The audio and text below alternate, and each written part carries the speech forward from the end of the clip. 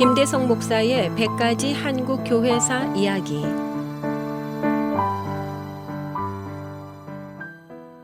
목요일에 만나는 5분 컬럼 사랑 커뮤니티 교회 김대성 목사입니다. 청취자 여러분, 새해를 맞이해서 주님의 은혜와 복이 더하시기를 기원합니다. 특히 한국 교회 역사 이야기를 통해 함께 따뜻한 마음이 되고 힘을 얻기를 바라며 오늘 100가지 한국 교회사 이야기 53번째 신앙으로 시대를 거스른 여인 오정모 이야기를 계속하겠습니다. 하나님 앞에서는 남자와 여자의 구분 없이 모두가 동일한 은혜 가운데 있다는 기독교의 가르침은 많은 여성에게 복된 소식이 되었습니다. 그럼에도 불구하고 남성 중심의 세계관과 문화는 교회 역사에도 깊숙이 들어와 있었습니다. 자신의 사명과 헌신이 아닌 누구의 아내 혹은 누구의 어머니로서의 역할을 해야 하는 경우가 많았습니다. 남존여비의 조선 유교 전통이 남아있던 우리나라에선 더욱 그러했겠지요. 그 가운데도 믿음으로 빛나는 여성이 우리에게는 있습니다. 1903년 평남에서 태어난 오정모의 꿈은 독신 여성으로 교육자가 되는 것이었습니다.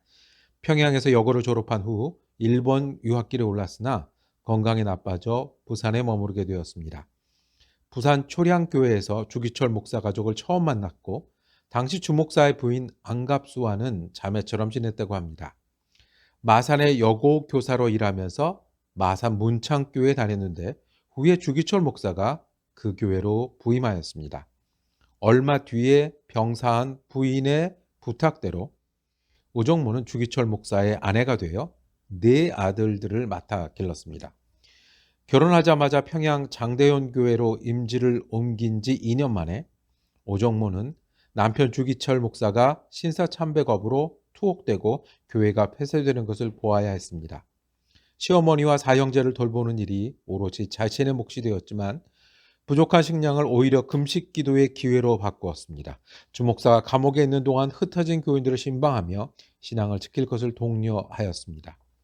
주기철 목사가 처음 투옥되었다가 석방되었을 때 오정모의 첫 마디는 승리요?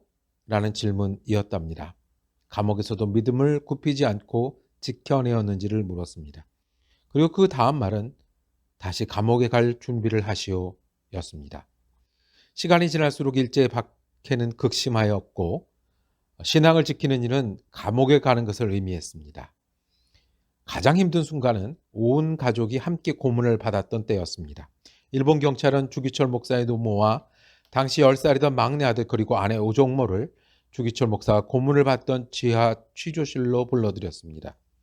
주기철이 손을 뒤로 묶은 채로 공중에 매달려 그네처럼 흔들리며 발로 차고 목검으로 맞았습니다. 이때 이를 지켜보던 노모가 기절했고 주기철도 정신을 잃었습니다. 그러자 일경은 아내 오정모에게 발길질을 해댔습니다. 그 자리에 있던 어린 아들은 결코 굴복하지 않았던 부모들을 기억하고 있습니다. 주기철 목사가 순교하기 전날 오정모는 주기철을 면회할 수 있었습니다. 어머니와 아이들은 내가 책임질 테니 순교하시라고 안심시키며 힘을 더했다고 합니다. 왜냐하면 주기철 목사의 신앙과 저항은 한국교회의 생명력이라는 것을 알고 있었기 때문입니다. 그 마음이 어땠겠습니까? 차라리 자신이 순교의 고통을 당하는 것이 지켜보는 것보다 나았을 것입니다. 해방이 되자 변질되었던 한국교회는 주기철 목사를 재평가하면서 우상화하였습니다. 산정교회에 주목사의 동상을 세우려고 하자 오정모는 신앙을 지킨 것은 하나님을 위한 것 때문이다며 호통을 쳐서 물리쳤다고 합니다. 세상을 떠나기 며칠 전에는 오정모 사모에게 김일성이 회유를 위해서 2사람을 보냈고 그 장교 2사람은 돈가방 2를 전하려고 했습니다. 주목사의 순교는 후세에 선물을 받으려니 아니기 때문에 물건으로 받을 수 없다며 오정모 사모는 그들을 호통쳐서 돌려보냈다고 합니다. 안중근 의사가 순국하는 시간에는 강인한 어머니가 있었다고 하면 주기철 목사에게는 굳건한 신앙의 동반자인 오정모 사모가 있었습니다.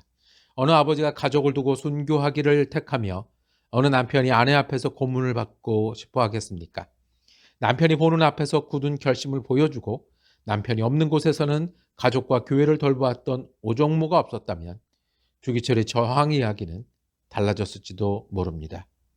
그리고 한참 후에 우리 세대부터라도 아내와 어머니의 이름이 아닌 자신의 이름으로 선교하며 봉사할 수 있는 시대가 되어야 할 것입니다.